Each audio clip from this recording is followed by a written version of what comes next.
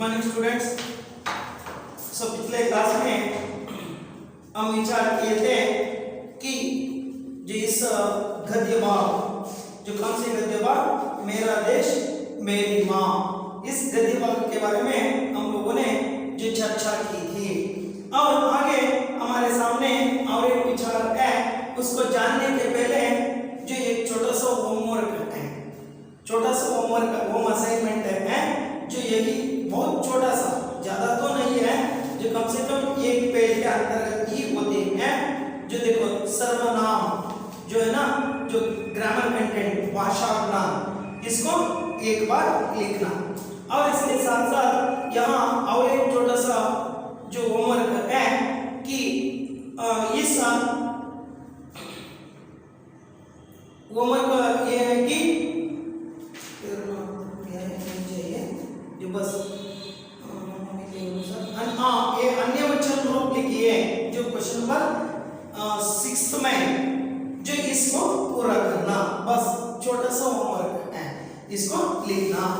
जो एस जो आगे अब हम देखते जाएंगे कि हमारे सामने एक छोटा सा जो कविता है, बहुत छोटा सा कविता, जिस कविता का जो शीर्षक होता है कि शिक्षा।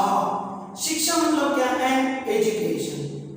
एजुकेशन मतलब लर्न, जो सीखना, जो कैसे सीखते हैं, जो हम लोगों को जो देखो कुछ तो जो अपने आंखों के द्वारा देखकर सीख लेते हैं, कुछ जो ऐसे कानों के द्वारा सुनकर सीख लेते हैं, और कुछ अपने आप अनुभव के द्वारा सीख लेते हैं, जो केवल जो बोलने से ना सीख सकते हैं, सुनने से ना सीख सकते हैं, देखने से ना सीख सकते हैं। इसके साथ साथ हम लोगों ने क्या करना? अपने आप अनुभव करना। जो उदाहरण के लिए एक छोटा सा उदाहरण है, देखो जो छोटे छोटे बच्चे होते हैं, जो उसके सामने हम जो ऐसा जो गर्म, जो बहुत गर्मी दूध को रखे तो जो क्या करते हैं, वे आकर पी लेते हैं, पीने का प्रयास करते हैं। तब उनको जो बताना है, बच्चा ये तो गर्म है, लेकिन बच्चे ना समझते हैं गर्म का मतलब क्या है, वो तो ना समझते हैं। बोले में उनको समझाना, अनुभव होना, उसको छोड़ देना एक बार, जो उसको छूने के लिए उसको छोड़ देना, जो छोड़ देने के बाद उसको मालूम होते हैं, समझते हैं बच्चे जो गर्म का मतलब होते हैं आठ। देखो बिसी ಇದೆ ಮಗುಗೆ ನೋಡಿ, ಶಿಕ್ಷಣ ಅಂದ್ರೆ ಏನಪ್ಪ ಅಂದ್ರೆ ಕೆಲವನ್ನ ಕಣ್ಣಾರೆ ನೋಡಿ ಕಲಿತೀವಿ, ಕೆಲವನ್ನ ಕಿವಿಯಾರೆ ನೋಡಿ ಕಲಿತೀವಿ, ಇನ್ನು ಕೆಲವನ್ನ ನಾವು ಸ್ವಯಂ ಅನುಭವಿಸಿ ಕಲಿತೀವಿ, ಅನುಭವಿಸ್ಬೇಕು. ಈಗ ಮಗು ನೋಡಿ ಅನುಭವಿಸ್ತು ಹೆಂಗೆ ಅಂದ್ರೆ ಅದಕ್ಕೆ ಗೊತ್ತಾಗ್ಬೇಕು ಬಿಸಿ ಅಂದ್ರೆ ಏನು ಅಂತ. ನಾವು ಬಿಟ್ಬಿಡ್ಬೇಕು ಅದನ್ನ, ಬಿಸಿ ನಾವು ನೀರು ಇಟ್ಟಿದೀವಿ ಅಥವಾ ಹಾಲು ಇಟ್ಟಿದೀವಿ, ಸೊ ಆ ಮಗುಗೆ ಗೊತ್ತಾಗ್ಬೇಕು ಬಿಸಿ ಅಂದ್ರೆ ಏನು ಅಂತ, ಅನುಭವಕ್ಕೆ ಬರ್ಬೇಕು. ಒಂದು ಸಾರಿ ಅನುಭವಕ್ಕೆ ಬಂದಾಗ ಸೊ ಮತ್ತೆ ಏನ್ ಮಾಡುತ್ತೆ, ನಾವು ಹೇಳ್ತೀವಿ ಮಗು ಬಿಸಿ ಇದೆ ಅಂತಿದ್ದಂಗೆ ದೂರ ಬರುತ್ತೆ. ಯಾಕೆಂದ್ರೆ ಸೊ ಅದಕ್ಕೆ ಆವತ್ತು ಪೆಟ್ಟು ತಿಂದಿತ್ತು, ಅನುಭವ ಆಗಿತ್ತು. ಸೊ ದಟ್ ಈಸ್ ಕಾಲ್ಡ್ शिक्षा। जो ये शिक्षा जो कैसे प्राप्त कर सकते हैं, देखो हम लोगों ने देखना कि स्वयं अपने आप अनुभव को प्राप्त करना, तभी तो शिक्षा बहुत समय तक जो अपने दिमाग में रहते हैं, या बहुत समय तक जो शाश्वत होते हैं। अपने अनुभव के द्वारा प्राप्त करने वाला शिक्षा बहुत समय तक जो हमारे सामने साथ रहते हैं। देखो उदाहरण के लिए एक बार जो साइकिल राइडिंग करना, सो सीखने में जो क्या होती है, बहुत कठिन है, जो थोड़ा सा कठिन है, बहुत मतलब नहीं है, थोड़ा सा कठिन है। सीखने के बाद क्या होती है, एक बार सीख लिए तो बस जिंदगी भर वो शिक्षा जो हमारे सामने होती है। ನೋಡಿ ನಾವು ಒಂದು ಸಾರಿ ಕಲಿತೀವಿ, ಶ್ರಮ ಹಾಕಿ ನಾವು ಕಲಿತೀವಿ ಸೈಕಲ್ ಹೊಡೆಯೋದನ್ನ, ಸೊ ಆಮೇಲೆ ನೆಕ್ಸ್ಟ್ ಇನ್ನು ಜೀವಮಾನ ಪರ್ಯಂತ, ನೆಕ್ಸ್ಟ್ ಇನ್ನು 5 ವರ್ಷ 10 ವರ್ಷ ಬಿಟ್ಟು ನಾವು ಸೈಕಲ್ ಮುಟ್ದಲೇ ಇದ್ರು, ಇನ್ನು 10 ವರ್ಷದ ಮೇಲೆ ನಾವು ಸೈಕಲ್ ಹಿಡಿತಿದ್ದಂಗೆ ನಮ್ಗೆ ಅದು ಆಟೋಮೆಟಿಕ್ ಆಗಿ ಬರುತ್ತೆ, ಮರ್ತೋಗೋದಿಲ್ಲ. ಸೊ ಅದನ್ನೇ ನಾವಿಲ್ಲಿ ಶಿಕ್ಷಣ ಅಂತ ಕರೀತಕ್ಕಂಥದ್ದು, ಶಿಕ್ಷಾ ಅಂತ ಕರೀತಕ್ಕಂಥದ್ದು. ಐಸಾ ಶಿಕ್ಷ शिक्षा, ऐसे जो नाम के द्वारा हमारे सामने एक छोटा सा कविता है उसको देखेंगे। शिक्षा जो कविता है सो कविता ನೋಡಿ ಇದು poem ಅಂತ ಹೇಳ್ತಾರೆ शिक्षा कविता। यहाँ इस कविता के जो रचनाकार है ठाकुर गोपाल शरण सिन्हा। जो पहला जो उनका परिचय देखेंगे, ठाकुर गोपाल शरण सिंह का जन्म हुआ था 1892 ईस्वी से लेकर जो 1960 तक इनका जो काल है सो ಅವರ ಕಾಲ 1892 ರಿಂದ 1960 ಅವರ ಕಾಲ। इनका जन्म हुआ था रीवा, रीवा में इनका जन्म झांसी, जो झांसी जो उसको रीवा बोलते हैं झांसी ಕೇಳಿರಬಹುದು झांसी ಹೆಸರು ಯುಪಿ ನಲ್ಲಿ ಬರತಕ್ಕಂತದ್ದು ಸೋ झांसी ರಾಣಿ ಲಕ್ಷ್ಮೀಬಾಯಿ। ಇವರು ಏನಪ್ಪಾ ಅಂತಂದ್ರೆ 1857ರ ಸಿಪಾಯಿ ಮ್ಯೂಟಿನಿ ಅಥವಾ ಸಿಪಾಯಿ ದಂಗೆ ಅಂತ ಏನು ನಾವು ಕರಿತೀವಿ ಆ ಸ್ವತಂತ್ರ ಹೋರಾಟ ಭಾರತದ ಮೊಟ್ಟ ಮೊದಲ ಸ್ವತಂತ್ರ ಸಂಗ್ರಾಮ ಅಂತ ಕರೀತಾರೆ ಅದನ್ನ। ಸೊ ಅಂತ ಒಂದು ಹೆಸರು ಅಂದ್ರೆ ಇವರ ನೇತೃತ್ವದಲ್ಲಿ ಪ್ರಾರಂಭ ಆಯಿತು। ಯಾರು? झांसी रानी लक्ष्मीबाई। सो ಊರಿನ ಹೆಸರು झांसी ಅಂತಕ್ಕಂಥದ್ದು। जो झांसी के एक प्रांत रीवा, रीवा में इनका जन्म हुआ था 1892 में 1892 ಇವರು झांसी ಅಥವಾ रीवाದಲ್ಲಿ जनिಸಿದ್ರು। जो माता का नाम था प्रभुराज कुंवरी, जो इनके माता का नाम, किसके माता? ठाकुर गोपाल शरण सिन्हा। इनके माता का नाम था प्रभुराज कुंवरी और पिता का नाम था ठाकुर जगत बहादुर सिन्हा।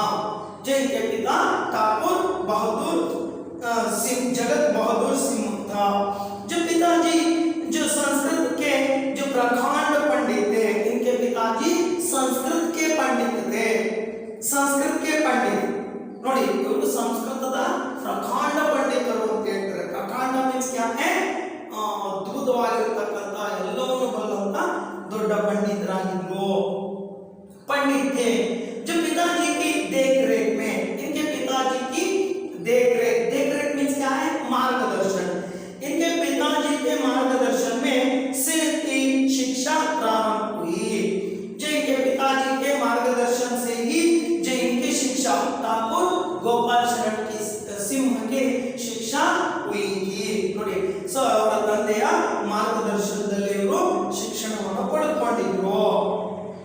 प्रारंभ हुई 13 वर्ष की अवस्था में, 13 वर्ष सो 13ನೇ ವರ್ಷದ ಅವಧಿಯಲ್ಲೇ ಅವರು ಏನು ಮಾಡಿದ್ರಪ್ಪ ಅಂದ್ರೆ सो अवस्था में इन्होंने अंग्रेजी में अंग्रेजी पढ़ना प्रारंभ किया।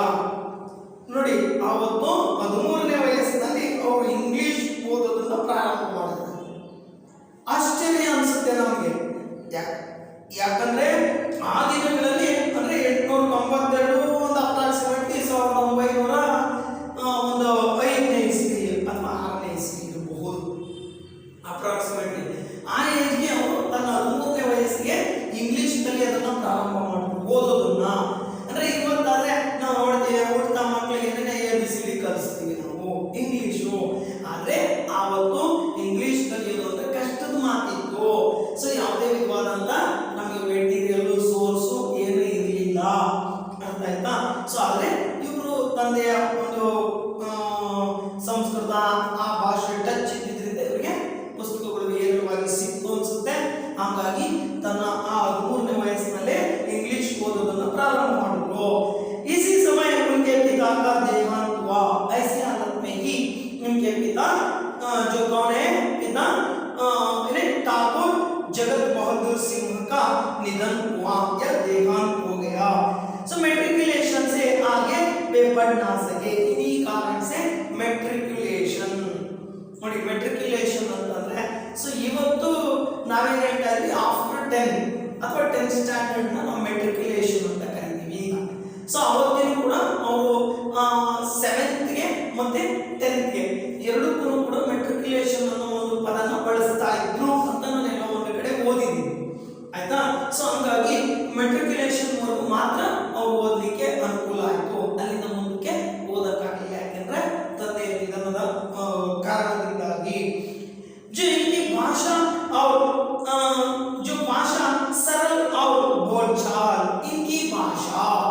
सो देखो जो ठाकुर गोपाल शरण सिंह जी की भाषा बहुत सरल है और इसके साथ साथ बोलचाल की भाषा। बोलचाल मीन्स क्या है? जो आसान, जो कहना या बोलचाल ಮಾತನಾಡೋ ಭಾಷೆ ಅಂತ ಹೇಳ್ತಾರೆ. ಅಂದ್ರೆ ಸರಳವಾಗಿತ್ತು. ಸೊ ಯಾವಾಗ ಸರಳವಾಗಿರುತ್ತೆ ಆವಾಗ ಅಟ್ರಾಕ್ಟ್ ಆಗುತ್ತೆ, ಯಾವಾಗ ಡಿಫಿಕಲ್ಟಿ ಆಗುತ್ತೆ ಆವಾಗ ದೂರ ಸರಿತಾರೆ. ಸೊ ಇದು ತುಂಬಾ ಸರಳವಾದಂತ ಭಾಷೆ ಆಗಿತ್ತು. ಸೊ महावीर प्रसाद द्विवेदी का जो प्रोत्साहन इनको बहुत मिला, आचार्य महावीर प्रसाद द्विवेदी। सो इनके जो मार्गदर्शन या प्रोत्साहन इनको मिल गए। किसको? ठाकुर गोपाल शरण सिंह को, जैसे आचार्य महावीर प्रसाद द्विवेदी, इनका प्रोत्साहन मिला। जो इन्होंने जो साहित्य के लिए उनकी रुचि बढ़ने में इनका प्रोत्साहन भी या प्रेरणा भी बहुत आवश्यक थे, जो इनको बहुत मिला। सरस्वती पत्रिका में इनकी कविताएं छपने लगी। जो देखो उन दिनों में सरस्वती पत्रिका, ಸೊ ಅವತ್ತಿನ ಕಾಲದಲ್ಲಿ ಅದ್ಭುತವಾದಂತ ಒಂದು ಕಾರ್ಯ ಇದು. ಸರಸ್ವತಿ ಅಂತಕ್ಕಂಥ ಒಂದು ಪತ್ರಿಕೆಯಲ್ಲಿ ಇವರು ಬರೆದಂತ ಕವಿತೆಗಳು ಮುದ್ರಣ ಆಗ್ತಾ ಇತ್ತಂತೆ. छपना मीन्स प्रिंट, मुद्रण ಆಗ್ತಕ್ಕಂಥದ್ದು. ಸೊ छपने लगी। जगदालो इनका महाकाव्य है। देखो जो देखते देखते ही इन्होंने अपनी भाषा अपना बढ़ते गई। जो इसी तरह जो इन्होंने जो जगदालो ऐसा एक महाकाव्य की रचना उन्होंने की है। इसके अलावा माधवी, नेक्स्ट मानवी, कादम्बिनी,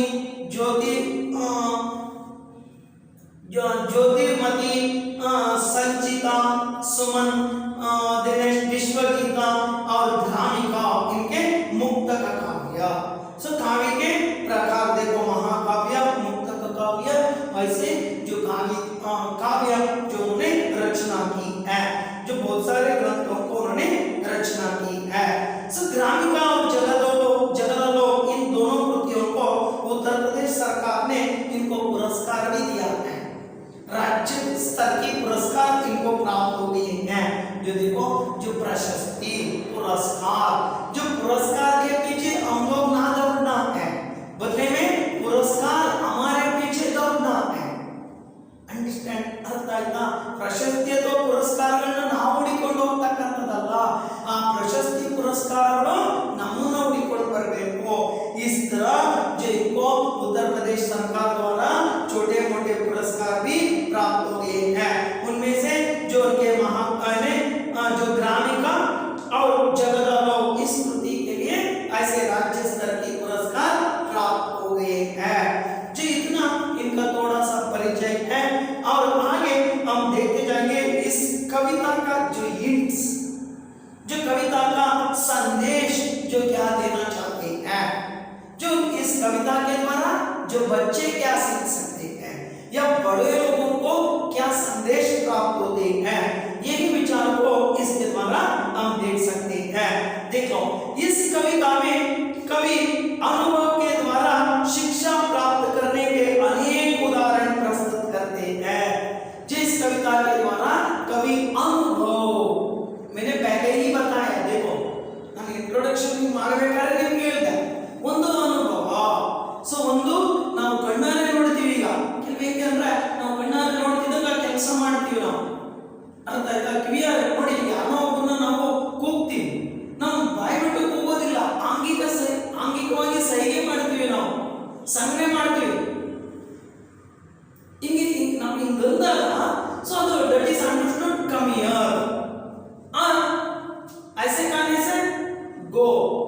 इस तरह की जो संदेश देखो अपने आंखों से या आंगिक संज्ञाओं को आंखों के द्वारा देखते ही हमें प्राप्त होते हैं। वे अपने सामने वाले व्यक्ति क्या कह रहे हैं ನೋಡಿ, ನಮ್ಮ ಕಣ್ಣೆದುರುಗಡೆ ಇರತಕ್ಕಂಥ ವ್ಯಕ್ತಿ ನಮ್ಗೆ ಏನು ಸಂದೇಶ ಕೊಡ್ತಾ ಇದ್ದಾರೆ, ಏನು ಹೇಳ್ತಾ ಇದ್ದಾರೆ, ನಾವು ಕಣ್ಣಲ್ಲಿ ನೋಡ್ತಿದ್ದಾಗ ನಾವು ಅಂಡರ್ಸ್ಟ್ಯಾಂಡ್ ಮಾಡ್ಕೊಂತೀವಿ, ಅರ್ಥ ಮಾಡ್ಕೊಂತೀವಿ। ಸೊ ದಟ್ ಈಸ್ ಕಾಲ್ಡ್ ಶಿಕ್ಷಣ। ನೋಡಿ ಶಿಕ್ಷಣ ಅಂತಕ್ಕಂಥದ್ದು ಎಲ್ಲಾ ರೀತಿ ಅದನ್ನು नाविಲ್ಲಿ ಕಲಿಬೇಕಾಗುತ್ತೆ।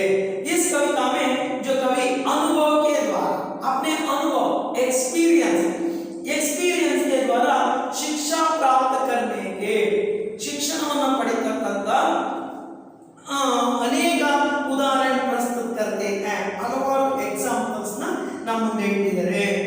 जो जीवन में यश की प्राप्ति के लिए अनेक प्रकार की सुविधाएं अनेक प्रकार की मुसीबतों को सामना करना पड़ता है। जो देखो जीवन में यश प्राप्त करने के लिए, यश मीन्स क्या है? कीर्ति, यशस्व, उसको प्राप्त करने के लिए या प्राप्ति के लिए अनेक प्रकार की मुसीबत मीन्स क्या है? कष्टಗಳು ನೋಡಿ, मुसीबत ಅಂದ್ರೆ ಕಷ್ಟ ಅಂತ ಹೇಳ್ತಾರೆ। मुसीबत कष्टಗಳು अनेक प्रकार की कष्ट को सहना पड़ते हैं। जो देखो ऐसा आसानी से कहते हैं एक को पाने के लिए और एक को जाना पड़ते हैं। ಒಂದನ್ನ ಪಡಿಬೇಕು ಅಂದಾಗ ಒಂದನ್ನ ನಾವು ಕಳ್ಕೊಳ್ಳೇಬೇಕು। ಫಾರ್ ಎಕ್ಸಾಂಪಲ್, ಸೊ ಅಂಗಡಿಗೆ ಹೋಗಿ ನಾವು ಒಂದು ಬಿಸ್ಕೆಟ್, ಪೆನ್, ಇನ್ನೊಂದು ಏನೋ ನಾವು ತಗೋಬೇಕು ಅಂದಾಗ ನಾವು ನಮ್ಮ ಜೇಬಲ್ಲಿರೋ ದುಡ್ಡನ್ನ ಕಳ್ಕೊಳ್ಳಕ್ಕೆ ರೆಡಿ ಇರಬೇಕು। ನಾವು ನಮ್ಮ ದುಡ್ಡನ್ನ ಕಳ್ಕೊಂಡಾಗ ಅಂಗಡಿಯವನು ನಮ್ಮಿಂದ ಅಂಗಡಿಯವನು ಆ ವಸ್ತುವನ್ನು ಕಳ್ಕೊಳ್ಳಕ್ಕೆ ರೆಡಿ ಇರ್ತಾನೆ। ಸೊ ಅವನಿಗೆ ವಸ್ತುವಿಗೆ ಬದಲಾಗಿ ದುಡ್ಡು ಸಿಕ್ತು, ನಮಗೆ ದುಡ್ಡಿಗೆ ಬದಲಾಗಿ ವಸ್ತು ಸಿಕ್ತು। ಐಸೆ जो देखो मुसीबत ಹಲವಾರು ಕಷ್ಟಗಳನ್ನು ಎದುರಿಸಬೇಕಾಗುತ್ತೆ। ಏಕಾಏಕಿ ನಾವು ಎಲ್ಲವನ್ನೂ ನಾವು ಪಡೆಯಲಿಕ್ಕೆ ಸಾಧ್ಯ ಇಲ್ಲ। ಸೊ ಹಂತವಾಗಿ ಸ್ಟೆಪ್ ಬೈ ಸ್ಟೆಪ್ ಸೊ उसको प्राप्त करना, ಹಂತವಾಗಿ ಒಂದೊಂದನ್ನೇ ನಾವು ಪಡ್ಕೋಬೇಕಾಗುತ್ತೆ। मुसीबतों को सामना करना पड़ता है। सो बिना परिश्रम के हम कभी सुख प्राप्त नहीं कर सकते। बिना ಪರಿಶ್ರಮಕ್ಕೆ ನೋಡಿ, ನಾವು ಯಾವುದೇ ವಿಧವಾದಂತ ಪರಿಶ್ರಮನ ನಾವು ಪಡ್ಕೊಂಡಲೆ, ನಮ್ಮ ಪರಿಶ್ರಮ ಇದ್ದರೆ ನಾವು ಏನೊಂದನ್ನು ಪಡೆಯೋದಕ್ಕೆ ಸಾಧ್ಯ ಇಲ್ಲ। ಅರ್ಥ ಆಯ್ತಾ? ನಾವು ಒಂದನ್ನ ಪಡಿಬೇಕು ಅಂದಾಗ ನಾವು ಅದಕ್ಕೆ ಶ್ರಮ ಹಾಕ್ಲೇಬೇಕು, ನಮಗೆ ಸುಖ ಬೇಕು ಅಂದಾಗ ಕಷ್ಟ ಪಡಲೇಬೇಕು। ಅರ್ಥ ಆಯ್ತಾ? ಸೊ ಅದಕ್ಕೆ ಹೇಳುತ್ತೆ, ಕಷ್ಟಪಟ್ಟಾಗ ಸುಖ ಒಂದಿನ ಸಿಗುತ್ತೆ, ಏಕಾಏಕಿ ನಮ್ಗೆ ಸುಖ ಬೇಕು ಅಂದಾಗ ಬರುವಂತದಲ್ಲ। ಸೊ ಅದಕ್ಕೆ ನಾವು ಹಲವಾರು ದಿನಗಳ ಶ್ರಮ, ಹಲವಾರು ಗಂಟೆಗಳ ಶ್ರಮ ಅಥವಾ ಹಲವಾರು ವರ್ಷಗಳ ಶ್ರಮದ ಫಲವಾಗಿ ನಾವು ಏನಾದ್ರೂ ನಾವು ಸಾಧಿಸ್ತೀವಿ, ಪಡ್ಕೊಂತೀವಿ। ಸೊ ಇಲ್ಲಿ ಅಂತ ಒಂದು ಅನುಭವದ ಮಾತನ್ನ ಸೊ ಕವಿ ಈ ಶಿಕ್ಷಾ ಅಂತಕ್ಕಂಥ ಸೊ एक छोटा सा कविता के द्वारा हमारे सामने रखा है विचारों को। अब हम देखते जाएंगे। देख लो, so open the textbook 20 page number 28, जो देख लो 28 पेज नंबर जो उसको देख लेना। अच्छा देख लो, शिक्षा। शिशु ने दुनिया में आकर रो रो कर हंसना सीखा, लघु होकर बढ़ना सीखा, गिर गिर कर चलना सीखा, कितने ही चक्कर खाकर चंदों ने चढ़ना सीखा, उर छेद कर अपना मुरली ने गाना सीखा, मिट मिट कर मारिदरों ने पानी बरसाना सीखा, तरु गिरिवर से गिर गिर कर नदियों ने बढ़ना सीखा। देखो, जो एक को सीखने के लिए जो क्या करना पड़ेगा? परिश्रम डालना पड़ेगा। जो पहला जो बता रहे हैं, जो रोने को कैसे सीखना है, जो पहला रोने के पहले हंसते हंसते रोना सीखना है। ನೋಡಿ, ಅಳೋದು ಕಲಿಬೇಕು ಅಂದ್ರೆ ಫಸ್ಟ್ ನಗೋದು ಬರಬೇಕು, ನಗೋದು ಬರಬೇಕು ಅಂದ್ರೆ ಫಸ್ಟ್ ಅಳೋದನ್ನ ಕಲಿಬೇಕು। दोनों जो क्या होती है? जो म्यूचुअल अंडरस्टैंडिंग, ಒಂದಕ್ಕೊಂದು अंडरस्टैंडिंग को। सो ಅದಕ್ಕೆ ಹೇಳ್ತಾ ಇದ್ದಾರೆ, ऐसी भावना को उन्होंने कहा है जो पहले छोटे को समझो, बाद में बड़े को समझो। ಅರ್ಥ ಆಯ್ತಾ? ಸೊ ಲಘು ಹೋಗರ್ ಚಿಕ್ಕದ್ರಿಂದ ದೊಡ್ಡದನ್ನ ನಾವು ಸಾಧಿಸಬೇಕು। ನೋಡಿ, ಒಂದು ಚಿಕ್ಕ ಎಕ್ಸಾಂಪಲ್ ಹೇಳ್ತಾರೆ, ಏನಪ್ಪಾ ಅಂದ್ರೆ ನಿಮ್ಗೆ ಗೊತ್ತಿರತಕ್ಕಂಥದ್ದು ತೇಜ್ ಸಿಂಗ್ ಮತ್ತೆ ಹಿಲರಿ। ಸೊ ಇವರು ಹಿಮಾಲಯ ಪರ್ವತದ ತುದಿಗೆ ಹೋಗಿ ಒಂದು ರೆಕಾರ್ಡ್ ಮಾಡಿದ್ರು। ಸೊ ಅಲ್ಲಿಗೆ ಹತ್ತಬೇಕು ಅಂತ ಅಂದಾಗ ಸೊ ತೇಜ್ ಸಿಂಗ್ಗೆ ಅದೇನು ಸುಮ್ಮನೆ ತಮಾಷೆ ಏನಲ್ಲ, ಹಿಮದ ಬೆಟ್ಟ. ಸೊ ಅಲ್ಲಿ ನಿಂತ್ಕೊಂಡಾಗ ಅವರು ತೆನಸಿಗೂ ಯೋಚನೆ ಮಾಡಿದ್ರು, ಇಷ್ಟು ಚಿಕ್ಕದ बिड़ नहीं थी। जो उसको लघु समझा, इन्हीं कारण से उन्होंने आराम से वहां पहुंच गए। अगर उन्होंने ये नीचे ही उसको देखते हुए इतना बड़ा है क्या, मैं कैसे चढ़ सकता हूं, ऐसा कहे तो जो नहीं चढ़ सकते थे ನೋಡಿ ಅವರೇನಾದ್ರು ಆ ಚಿಕ್ಕದ ಅಂದ್ಕೊಂಡಿದ್ರಿಂದ ಸೊ ದೊಡ್ಡದಾಗಿದ್ರು ಕೂಡ ಅದನ್ನ ಸಾಧನೆ ಮಾಡಿದ್ರು.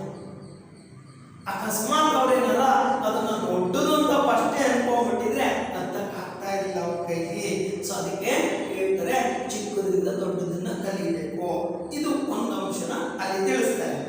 ಇನ್ನ ಎರಡನೇದಾಗಿ ಹೇಳ್ತಾರೆ ಏನಪ್ಪಾ ಅಂದ್ರೆ जो पतंग वो क्या कैसे सीखते हैं, जो अनेक चक्कर लगाने से, चक्कर लगाना ನೋಡಿ ಅದು ದೀಪದ ಜೊತೆ ಏನ್ ಮಾಡುತ್ತೆ ಆ ಪ್ರೀತಿ ಮಾಡೋದು. ಆದ್ರೆ ಅದಕ್ಕೆ ಗೊತ್ತಿಲ್ಲ ಪಾಪ ಆ ದೀಪ ಸುತ್ತ ಸುತ್ತ ಸುತ್ತ ಸುತ್ತ ತನ್ನ ರೆಕ್ಕೆಯನ್ನು ತಾನೇ ಸುತ್ತಕೊಳುತ್ತೆ. ಆ ರೆಕ್ಕೆ ಸುತ್ತಕೊಳುತ್ತೆ. ಅತಿಯಾಗಿ ಆ ದೀಪದ ಬಗ್ಗೆ ಆ ವ್ಯಾಮೋಹ ಇತ್ತು. ಅರ್ಥ ಆಯ್ತಾ? ಸೊ ಹಂಗೆ ಇಲ್ಲಿ ನಾವು ನೋಡ್ತಾ ಹೋಗ್ತೀವಿ. ಅಂತ ಅಂಶನೂ ಕೂಡ ಒಂದು ಎಕ್ಸಾಂಪಲ್ ಆಗಿ ಕವಿ ನಮಗೆ ತಿಳಿಸ್ತಾ ಇದ್ದಾರೆ. ಮತ್ತೆ ಈ ನದಿಗಳು ಕೂಡ ಅಷ್ಟೇನೆ ನೋಡಿ, ಅದು ಹೊರ್ಕೊಂಡು ಹೋಗ್ತಾ ಇರುತ್ತೆ. ಸೊ ಹೋಗ್ತಾ ಹೋಗ್ತಾ ಹೋಗ್ತಾ ಹಲವಾರು ಅನುಭವಗಳನ್ನ ಅದು ಇಲ್ಲಿ ಕವಿ ನಮ್ಗೆ ಹೇಳ್ತಾ ಹೋಗ್ತಾರೆ ಅಂತ. ಸೊ ಒಂದು ಅನುಭವಗಳನ್ನ ನಾವು ನೋಡ್ತೀವಿ. ಅವರು ಸೊ ಏನಪ್ಪ ಅಂದ್ರೆ ಇದನ್ನೆಲ್ಲ ಕಣ್ಣಾರೆ ನೋಡಿರ್ತಕ್ಕಂಥ ಅನುಭವನ ನಮ್ಮ ಮುಂದೆ ಹಂಚಿಕೊಂಡಿದ್ದಾರೆ. ಸೊ ಶಿಕ್ಷಾ ಅಂತಕ್ಕಂಥದ್ದು ಸೊ ನೋಡ್ತಾ ಹೋಗೋಣ ನೋಡಿ. पहले शिशु ने दुनिया में आकर, शिशु शिशु मतलब क्या है, चाइल्ड ನೋಡಿ. ಶಿಶು ಅಂದ್ರೆ ಏನಪ್ಪ ಅಂದ್ರೆ ಮಗು.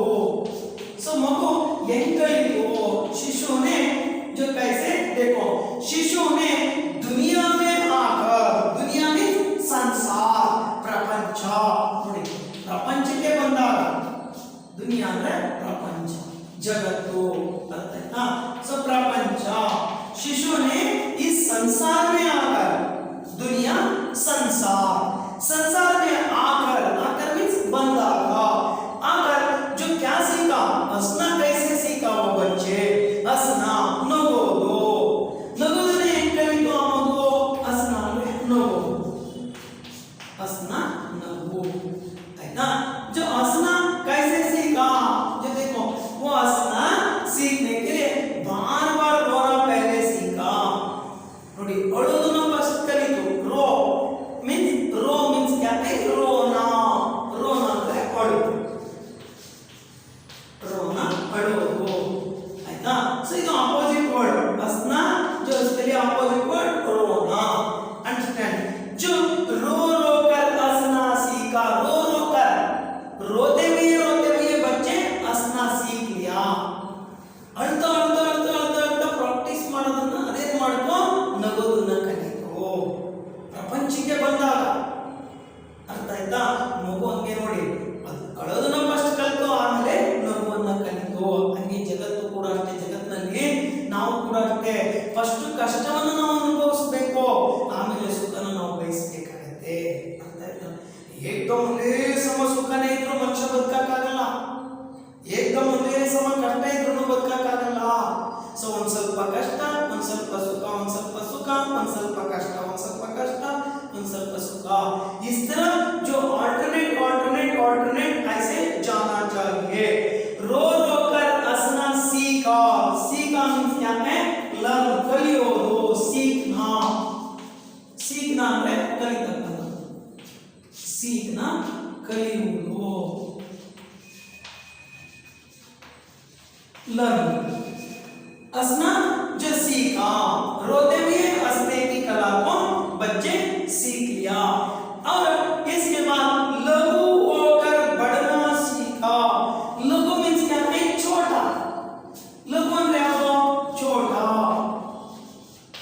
लघु ಅಂದ್ರೆ ಚಿಕ್ಕದು, ಚಿಕ್ಕದು ಆಯ್ತಾ. ಚಿಕ್ಕದ್ರಿಂದ ದೊಡ್ಡದನ್ನ ಕಲಿತು. देखो जो कैसे लघु होकर बढ़ना सीखा,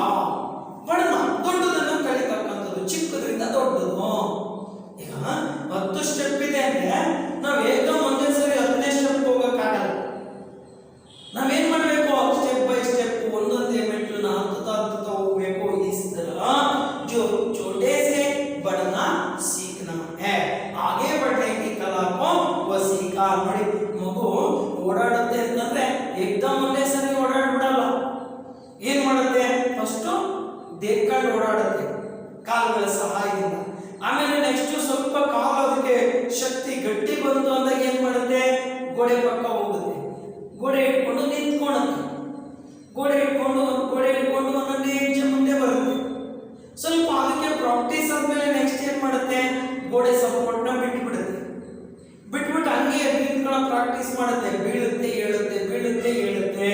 ऐसे जो कला इसके बाद वो क्या हो गया, जो जाने की कला सीख लेते हैं. ಇದಾದ್ಮೇಲೆ ನಿಂತ್ಕೊಳ್ಳೋಕೆ ಶಕ್ತಿ ಬಂತು ಅಂದಾಗ ನಿಧಾನಕ್ಕೆ ಹೆಜ್ಜೆ ಇಡ್ತಾ ಇಡ್ತಾ ಇಡ್ತಾ ಗಟ್ಟಿ ಮಾಡಿಕೊಂಡು ಏನ್ ಮಾಡುತ್ತೆ, ಓಡಾಡೋದನ್ನ ಕಲಿಯುತ್ತೆ. ಸೊ ಅದನ್ನೇ ಹೇಳ್ತಾರೆ ನೋಡಿ ಅವರು. ಸೊ ಲಘು ಹೋಕರ್ ಬಡನಾ ಸೀಖಾ, ಗಿರ್ ಗಿರ್ ಕರ್, ಗಿರ್ ಗಿರ್ ಕರ್, ಗಿರ್ನ ಬೀಳೋದು ನೋಡಿ, ಗಿರ್ನ ಅಂದ್ರೆ ಬೀಳೋದು, ಗಿರ್ನ ಗಿರ್ನ ಅಂದ್ರೆ ಬೀಳೋದು ಆಯ್ತಾ. ಸೊ ಗಿರ್ನ ಬೀಳೋದು ಆಯ್ತಾ. ಸೊ ಗಿರ್ ಗಿರ್ ಕರ್ जो क्या सीखा, वो चलना सीखा. चलना मीन्स ಹೋಗೋದು. ಸೊ ಚಲನ ಮುಂದೆ ಹೋಗೋದನ್ನ ಕಲಿತು. ಚಲನ ಅಂತ ಮುಂದೆ ಹೋಗೋದು, ಮುಂದೆ ಹೋಗೋದು ಅಂತ ಮಾತಾಡ್ತೀನಿ, ಮುಂದೆ ಹೋಗೋದು. ಸೊ ಮುಂದೆ ಹೋಗೋದನ್ನ ಕಲಿತು. ಯಾವುದರಿಂದ, ಸೊ ಬಿದ್ದು ಎದ್ದು ಪ್ರಾಕ್ಟೀಸ್ ಮಾಡಿ ಕಲಿತು. ಸೊ ಮಗು ये छोटा सा जो एक जो इस चार पंक्ति के द्वारा, इस पंक्ति के द्वारा हम समझ सकते हैं कि छोटे से बड़े, ಚಿಕ್ಕದಿಂದ ದೊಡ್ಡದು ಇದನ್ನ ನಾವು ಕಲಿಯಬಹುದು. ಸೊ ಈ ಪ್ರಪಂಚದಲ್ಲಿ ಎಲ್ಲವನ್ನೂ ನಾವು ಅನುಭವದ ಆಧಾರದ ಮೇಲೆ ಕಲಿಬೇಕಾಗುತ್ತೆ ಅನ್ನೋದು ಸೊ ಇಲ್ಲಿಂದ ನೋಡಬಹುದು. ಮಗು ಕಲಿತು. ಹಾಗೆ देखेंगे कितने ही चक्कर खाकर, कितने ಎಷ್ಟು ಲೆಕ್ಕವಿಲ್ಲಷ್ಟು ಚಕ್ಕರ್. ಚಕ್ಕರ್ ಮೀನ್ಸ್ क्या है, ರೌಂಡ್ ಸುತ್ತೋದು. ಚಕ್ಕರ್ ಖಾಕರ್, ಖಾನ ಅನುಭವಿಸೋದು, ಅದನ್ನ ತಿನ್ನೋದು ಅಂತ ಹೇಳ್ತಾರಲ್ಲ, ಹಾಗೆ ಅನುಭವಿಸೋದು ಅಂತ ಇಲ್ಲಿ ಅರ್ಥ. जो कितने ही चक्कर खाकर चंको ने, चंक मीन्स क्या है, पतंग. चंक ಅಂದ್ರೆ ಪತಂಗ ಅಂತ ಹೇಳುತ್ತೆ. ಸತ್ಯಂಗ ಅಂದ್ರೆ ಪತಂಗ, पतंग. सो चंको ने क्या सीखा, चंको ने चढ़ना सीखा. चढ़ना, चढ़ना मीन्स ಹತ್ತೋದು ನೋಡಿ. ಅದು ಹಿಂಗೆ ಹಿಂಗೆ ಹಿಂಗೆ ಹಿಂಗೆ ನೋಡಿ ಹೇಳುತ್ತೆ. ಹೆಂಗೆ ಅಂದ್ರೆ ನೋಡಿ, ಹಿಂಗೆ ಈ ರೀತಿ ಹತ್ತೋದನ್ನ ಕಲಿತು. ರೌಂಡ್ ಹಾಕಿ ಹಾಕಿ ಹಾಕಿ ಹಾಕಿ ಹಾಕಿ ಹಾಕಿ ಹಾಕಿ ಹಂಗೆ ಮೇಲಕ್ಕೆ ಹೋಗೋದನ್ನ ಕಲಿತು ಅಂತ ಹೇಳ್ತಾರೆ. ಚढ़ना, चंको ने चढ़ना सीखा. और आगे बोल रहे हैं उर छेद कर अपना. उर मीन्स क्या है, जो देखो उर मीन्स छाती, सीना ಅಂತ ಹೇಳ್ತಾರೆ. ಎದೆ ಭಾಗ, ಛಾತಿ, ಎದೆ ಭಾಗ ಅಂತ ಹೇಳ್ತಕ್ಕಂಥದ್ದು. ಉರ್ ಛೇದ ಕರ್, ಇಲ್ಲಿ ಹೃದಯ ಅಂತ ಹೇಳ್ತಾರೆ. ಉರ್ ಅಂದ್ರೆ ಅದನ್ನ ವಸ್ತು ಛೇದ ಕರ್, ಛೇದ ಅಂದ್ರೆ ಹೋಗಿ ಮಾಡೋದು. ಮುರಳಿ, ಮುರಳಿ ಮೀನ್ಸ್ ಕೊಡಲು ನೋಡಿ. ಸೊ ಉರ್ ಛೇದ ಕರ್ ಅಪನ, ತನ್ನ ಎದೆ ಭಾಗವನ್ನು ಸೀಳ್ಕೊಂಡು, ತನ್ನ ಹೃದಯವನ್ನು ಸೀಳ್ಕೊಂಡು ಮುರಳಿನೇ. ಮುರಳಿ ಮೀನ್ಸ್ ಯಾಕೆ, ಕೊಳಲು. ಸೊ ಮುರಳಿ ಅಂದ್ರೆ ಕೊಳಲು ಅಂತ ಹೇಳ್ತೀವಿ. ಮುರಳಿ ಕೊಳಲು. मुरली ने क्या सीखा, देखो मुरली ने गाना सीखा. गाना ಹಾಡೋದನ್ನ ಕಲಿತು ಅಂತ ಹೇಳ್ತಾರೆ. ಅಂದ್ರೆ ಹಾಡೋದನ್ನ ಕಲಿತು ಅಂದ್ರೆ ಆ ಸಾಧನ ಹಂಗಾಗಬೇಕು ಅಂದ್ರೆ ಒಳ್ಳೆ ಆ ಒಂದು ಸಂಗೀತದ ಮಾಧುರ್ಯ ಬರಬೇಕು ಅಂತಂದಾಗ ಸೊ ಅದಕ್ಕೆ ನಾವು ಆ ಕೊಳಲಿಗೆ, ಆ ಬಿದಿರು ಕಟ್ಟಿಗೆ ಏನ್ ಮಾಡ್ತಾರೆ, ಹೋಲ್ ಮಾಡ್ತಕ್ಕಂಥದ್ದು. ಸೊ ಹಿಂಗೆ ಬಿದಿರು ಕಟ್ಟಿ ಇಟ್ಕೊಂಡು ಸುಮ್ಮನೆ ಓದುತ್ತಿದ್ದಂಗೆ ಆ ಸಂಗೀತದ ಮಾಧುರ್ಯ ಬರೋದಿಲ್ಲ. ಆ ಮಾಧುರ್ಯ ಬರಬೇಕು ಅಂತಂದಾಗ ಅದಕ್ಕೆ ಹೋಲ್ಗಳನ್ನ ಮಾಡಬೇಕಾಗತ್ತೆ. ಸೊ ಹಂಗೆ ಆ ಹೃದಯ ಭಾಗವನ್ನ ಸೀಳ್ಕೊಂಡು ಏನ್ ಕಲಿತಪ್ಪ ಮುರಳಿ ಅಂತಕ್ಕಂಥದ್ದು ಅಂದ್ರೆ ಕೊಳಲು ಏನ್ ಕಲಿತು ಅಂತಂದ್ರೆ ಸೊ ಗಾನ ಸೀಖ. ಗಾನ ಅಂತಕ್ಕಂಥ ಕಲೆ ಆ ಸಾಧನೆಯಿಂದ ಹೊರಬಂತು ಅನ್ನೋದನ್ನ ನಾವು ಕಲಿಬೇಕಾಗುತ್ತೆ ಅಂತ ಅರ್ಥ. ಸೊ ಒಂದನ್ನ ಕಳ್ಕೊಂತು, ಒಂದನ್ನ ಪಡ್ಕೊಂತು, ಸೊ ಅನುಭವ ಅನ್ನೋದು ಬಂತು. ಸೊ ದಟ್ ಈಸ್ ಕಾಲ್ಡ್ ಶಿಕ್ಷಣ ಅನ್ನೋದನ್ನ ಇಲ್ಲಿ ಎರಡನೇ ಎಕ್ಸಾಂಪಲ್ ಆಗಿ ಎರಡನೇ ಒಂದು ಸ್ಟ್ಯಾನ್ಜ ಕವಿತಾದಲ್ಲಿ ನೀಡಿದ್ದಾರೆ ಕವಿ. ಸರಿ, ಮಿಟ್ ಮಿಟ್ ಕರ್ ವಾರಿದರೋನೆ, ಮಿಟ್ ಮಿಟ್ ಕರ್, ಮಿಟ್ನ ಅಳಿಸೋದು, ಮಿಟ್ ಜಾನ ಅಳಿಸೋದು, ಮಿಟ್ನ ಮಿಟ್ ಮಿಟ್ ಕರ್ ವಾರಿದರ. ಸೊ ವಾರಿದರ ಮೀನ್ಸ್ क्या है, ಬಾದಲ್ ಅಂತ ಹೇಳ್ತಾರೆ. ಬಾದಲ್ ಅಂದ್ರೆ ಆಕಾಶ, ಮೋಡಗಳು, ಕ್ಲೌಡ್ಸ್, ಮೇಘಗಳು. ಸೊ ಆ ಮೋಡಗಳು ಏನ್ ಕಲಿತಪ್ಪ ಅಂದ್ರೆ ವಾರಿದರೋನೆ ಪಾನಿ ಬರ್ಸಾನ ಸೀಖ. ಸೊ ಮೋಡಗಳು ಏಕದಮ್ ಒಂದೇ ಸಮ ಆಗಲ್ಲ. ಕ್ಲೌಡ್ಸ್ ಮಳೆ ಬರಬೇಕು ಅಂದ್ರೆ ಕ್ಲೌಡ್ಸ್ ಫಾರ್ಮೇಶನ್ ಆಗಬೇಕು. ಕ್ಲೌಡ್ಸ್ ಫಾರ್ಮೇಶನ್ ಆದಾಗ ಒಂದಕ್ಕೊಂದಕ್ಕೆ ಘರ್ಷಣೆ ಆಗಬೇಕು, ಆಗ ಮಳೆ ಬರುತ್ತೆ. ಅರ್ಥ ಆಯ್ತಾ? ಸೊ ಹಂಗೆ ಆ ಮೋಡಗಳು ಹೆಂಗಪ್ಪ ಕಲಿತು ಅಂತಂದ್ರೆ ನೀರು ಮಳೆಯನ್ನು ಮೇಘಗಳನ್ನ ಮಳೆಯನ್ನು ತರೋದು ಹೆಂಗೆ ಅಳಿಸೋ ಹೋಗುತ್ತೆ ನೋಡಿ. ಮೋಡಗಳಾಗುತ್ತೆ, ಆ ಮೋಡಗಳು ಕರ್ಗು ಹೋಗ್ತವೆ, ನಮ್ಗೆ ಗೊತ್ತೇ ಆಗಲ್ಲ ಎಲ್ಗೋಯ್ತು ಅಂತ. ಅರ್ಥ ಆಯ್ತಾ? ಸೊ ಯಾವಾಗ ಮೋಡಗಳು ಒಂದಕ್ಕೊಂದಕ್ಕೆ ಘರ್ಷಣೆ ಆಗುತ್ತೆ ಆಗ ಮಳೆ ಬರುತ್ತೆ. ಅದು ಒಂದು ಅನುಭವ, ಅದು ಒಂದು ಶಿಕ್ಷಣ ಅನ್ನೋದನ್ನ ಸೊ ಇಲ್ಲಿ ನಮ್ಮ ಮುಂದೆ ಇಟ್ಟಿದ್ದಾರೆ. ಸೀನ तरु गिरी वर्षे गिरी गिरकर नदियों ने बढ़ना सीखा। जो देखो सब गिरी गिरी मीन्स क्या है? पर्वतಗಳು. ಈಗ ನದಿಗಳು ಹರಿತವೆ ಅಂದ್ರೆ ಎಲ್ಲಿಂದ ಹರಿತವೆ? ನೀರು ಎಲ್ಲಿಂದ ಬರುತ್ತೆ? ಸೊ ಬೆಟ್ಟ ಗುಡ್ಡಗಳಿಂದ ನೀರು ಕೆಳಗಡೆ ಇಳಿಬೇಕು. ಆ ಕೆಳಗಡೆ ಇಳಿದಾಗ ಸೊ ಅಲ್ಲಿಂದ ನದಿಗಳು ಉಗಮ ಸ್ಥಾನ ಉತ್ಪತ್ತಿ ಆಗುತ್ತೆ. ಅಲ್ಲಿ ಬಿದ್ದಂತ ನೀರು ಹರ್ಕೊಂಡು ಹರ್ಕೊಂಡು ಹರ್ಕೊಂಡು ಹರ್ಕೊಂಡು ಹೋಗುತ್ತೆ ತುಂಬಾ ದೂರದವರೆಗೂ. ಎಲ್ಲಿವರೆಗೂ ಹೋಗುತ್ತೆ ಅಂದ್ರೆ ಸಮುದ್ರ ಸೇರುತ್ತೆ. ಸಮುದ್ರಗಳು ನೆಕ್ಸ್ಟ್ ಸಾಗರಗಳಾಗ್ತವೆ. ಸೊ ಹಿಂಗೆ ಒಂದು ಹನಿ ನೀರು ಒಂದು ಚಿಕ್ಕದಾಗಿ ಒಂದು ಹನಿ ಜೊತೆಗೆ 10 ಹನಿ ಸೇರ್ಕೊಂಡು 10ಕ್ಕೆ 20 ಸೇರ್ಕೊಂಡು ಸೊ ಸಣ್ಣದಾಗಿ ಒಂದು ಝರಿಯ ರೂಪದಲ್ಲಿ ಹರ್ಕೊಂಡು ಹೋಗುತ್ತೆ. ಸೊ ಹಾಗೆ ಅದ್ರ ಜೊತೆಗೆ ಅಂತ 16 ಸೇರಿದಾಗ ಒಂದು ಹಳ್ಳಗಳಾಗುತ್ತೆ. ಅಂತ 16 ಹಳ್ಳಗಳು ಸೇರಿದಾಗ ಒಂದು ನದಿ ಆಗುತ್ತೆ. ಅಂತ 16 ನದಿಗಳು ಸೇರಿದಾಗ ಒಂದು ಸಮುದ್ರ ಆಗುತ್ತೆ. ಅಂತ 16 ಸಮುದ್ರಗಳು ಸೇರಿದಾಗ ಒಂದು ಸಾಗರ ಆಗುತ್ತೆ. ಅಂಡರ್ಸ್ಟ್ಯಾಂಡ್? ಅದನ್ನೇ ಕವಿ ಹೇಳ್ತಾನೆ, ತರು ಗಿರಿ ವರಸೆ ಗಿರಿ ಗಿರಿಕಾರ್. ತರು ಗಿರಿ ವರಸೆ ಅಂದ್ರೆ ಕೆಳಗಡೆ ಬಿದ್ದು ಬಿದ್ದು ಬಿದ್ದು ಏನ್ ಕಲಿತಪ್ಪ ಅಂತಂದ್ರೆ ಸೊ ಗಿರಿ ಗಿರಿಕಾರ್ ಕೆಳಗಡೆ ಬೀಳ್ತಾ ಬೀಳ್ತಾ ಸೊ ನದಿಯೋನೆ ಬಹನ ಬಹನ ಸೀಕ. ನದಿಗಳು ಹರಿಯೋದನ್ನ ಕಲ್ಪುವಂತೆ. ಬಹನ ಅಂದ್ರೆ ಹರಿಯತಕ್ಕಂಥದ್ದು. ಸೊ ಹೆಂಗೆ ಏಕಾಏಕಿ ನೀರು ಹರ್ಕೊಂಡು ಹೋಗಲ್ಲ. ಸೊ ಬಿದ್ದ ನೀರೆಲ್ಲವನ್ನು ಸೊ ಈ ರೀತಿಯ ನದಿಗಳು ಬಾದಿಯಲ್ಲಿ ಹರ್ಕೊಂಡು ಹೋಗೋದನ್ನ ಕಲಿತು ಅನ್ನೋದನ್ನ ಸೊ ಇಲ್ಲಿ ಕವಿ ಒಂದು ಚಿಕ್ಕ ಒಂದು ಕವಿತೆಯ ಮೂಲಕ ನಮ್ಮ ಮುಂದೆ ಇಟ್ಟಿದ್ದಾರೆ. ಅಂಡರ್ಸ್ಟ್ಯಾಂಡ್? ಅರ್ಥ ಆಯ್ತಾ? ಸೊ ಅದನ್ನ ನೆನ್ಪಿಟ್ಕೋಬೇಕು. ಸೊ ಒಂದ್ 2-3 ಸಾರಿ ಪ್ರಾಕ್ಟೀಸ್ ಮಾಡಿದಾಗ ಓದಿದಾಗ ಇದು ನಮ್ಗೆ ಬರುತ್ತೆ, ಗೊತ್ತಾಗುತ್ತೆ. ಇವೆಲ್ಲ ಸೊ ಪ್ರತಿಯೊಬ್ಬರ ಜೀವನದಲ್ಲಿ ಅನುಭವ ಬಂದಿರೋದೆ. ನೋಡು, ಮಗು ನನ್ನ ಎಕ್ಸಾಂಪಲ್ ಹೇಳಿದ್ನಲ್ಲ, ಬಿಸಿ ಅನ್ನೋದನ್ನ ಏನ್ ಕಲಿತ್ಕೊಂಡ್ರೆ ಅನುಭವದ ಆಧಾರದಲ್ಲಿ. ಅರ್ಥ ಆಯ್ತಾ? ಸೊ ಬೈಕ್ ಓಡಿಸೋದು ಕಲಿತು ಅಂತಂದ್ರೆ ಏನ್ ಕಲಿತು? ಸೊ ಪ್ರಾಕ್ಟೀಸ್ ಮಾಡೋದ್ರಿಂದ ಬಂತು. ಪ್ರಾಕ್ಟೀಸ್ ಮಾಡಿದ್ರೆ ಸುಮ್ಮನೆ ಹೋಗಿ ಕೂತ್ಕೊಂಡ್ಬಿಟ್ಟು ಹ್ಯಾಂಡ್ ಹಿಡ್ಕೊಂತಿದ್ದಂಗೆ ಬೈಕ್ ಮುಂದಕ್ಕೆ ಹೋಗುತ್ತಾ? ಹೋಗೋದಿಲ್ಲ. ಸೊ ಅದು ಬ್ಯಾಲೆನ್ಸ್ ಹಿಡಿಯೋದನ್ನ ಕಲಿಬೇಕು. ಸೊ ಆಮೇಲೆ ಎಕ್ಸಲೇಟರ್ ಕೊಡೋದನ್ನ ಕಲಿಬೇಕು. ಆಮೇಲೆ ಬ್ರೇಕ್ ಅಪ್ಲೈ ಮಾಡೋದನ್ನ ಕಲಿಬೇಕು. ಕ್ಲಚ್ ಅಪ್ಲೈ ಮಾಡೋದನ್ನ ಕಲಿಬೇಕು. ಸೊ ಇದೆಲ್ಲ ಅನುಭವಕ್ಕೆ. ಆಮೇಲೆ ರೋಡ್ ಗ್ರಿಪ್ ಅನ್ನ ಕಲಿಬೇಕು. ರೋಡ್ ಸೆನ್ಸ್ ಇರಬೇಕು. ಇವನ್ನೆಲ್ಲ ಬಂದಾಗ ನಮ್ಗೆ ಆ ವಿದ್ಯೆ ಬರುತ್ತೆ.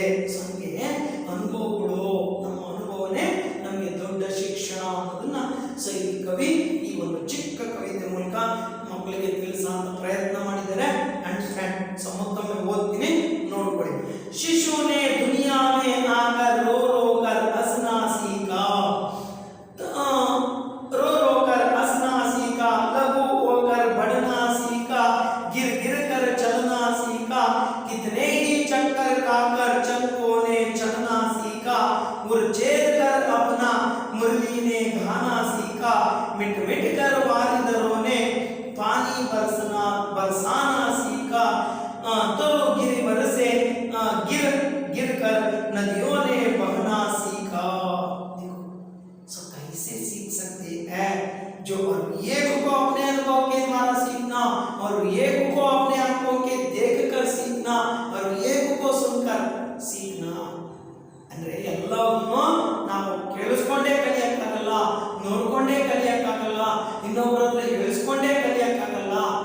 ಸೊ ನಮ್ಮ ಅನುಭವದ ಆಧಾರದ ಮೇಲೆ ನಾವು ಕಲಿಬೇಕಾಗತ್ತೆ ಅನ್ನೋದಕ್ಕೆ ಸೊ ಈ ಒಂದು ಪುಟ್ಟ ಕವಿತೆ ನಮಗೆ ಒಂದು ಚಿಕ್ಕ ಮಾಡೆಲ್ ಅಥವಾ ಒಂದು ಚಿಕ್ಕ ಶಿಕ್ಷಣವನ್ನು ಕಲಿಸ್ಕೊಡುತ್ತೆ. ಹಂಗೆ ಶಿಕ್ಷಣನೂ ಕೂಡ ಅಷ್ಟೇ.